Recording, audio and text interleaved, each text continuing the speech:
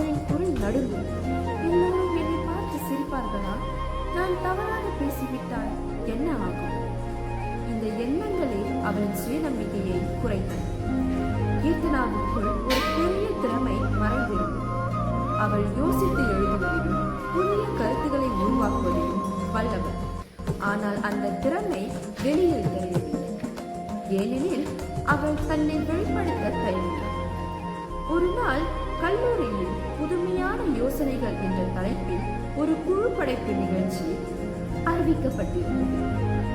ஒவ்வொரு குழுவும் தங்களின் படைப்பை மேடையில் விளக்க வேண்டும்.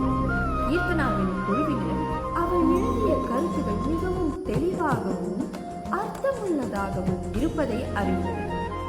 அதனால் இந்த படைப்பை நீயே மேடையில் விளக்க வேண்டும் என்று அவளை தேர்ந்தெடுத்தார்கள். அந்த வார்த்தைகள் கேட்டவுடன் கீர்த்தனாவின் மனம் பதற்றமடைந்தது. என்னால் முடியாது, மேடையில் நிற்பதே எனக்கு பயம் என்று அவள் சொல்ல முயன்றாள். ஆனால் குழுவினர் அவளை ஊக்கப்படுத்தினார்கள். நீ எழுதினது நல்லது, நீ பேசினாதான் அதே மாதிரி இருக்கும். அந்த இரவு கீர்த்தனா தாங்க முடியாமல் நீண்ட நேரம் யோசித்தாள்.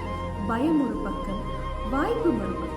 அப்போது அவளுடைய அம்மா அவளிடம் மெதுவாக சொன்னார், சுயநம்பிக்கை இல்லாததால் நிறைய வாய்ப்புகள் வாழ்க்கையில் நம்மை விட்டு போய்விடும். முயற்சி செய்யவில்லை என்றால் தோல்வி உண்டு.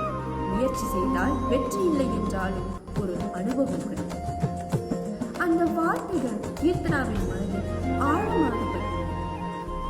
அவள் ஒரு முடிவெடுத்தாள். ஒரு முறை முயற்சி செய்து பார்க்கலாம் என்று. அடுத்த சில நாட்கள் அவள் தினமும் படைப்பை வாசித்தாள். கண்ணாடி முன் நின்று பேசி பழகினாள். ஆரம்பத்தில் வார்த்தைகள் தடுமாறின, குரல் குலுங்கியது. ஆனால் அவள் நிறுத்தவில்லை. ஒவ்வொரு நாளும் அவளின் பேச்சில் சிறப்பு முன்னேற்றம் ஏற்பட்டது.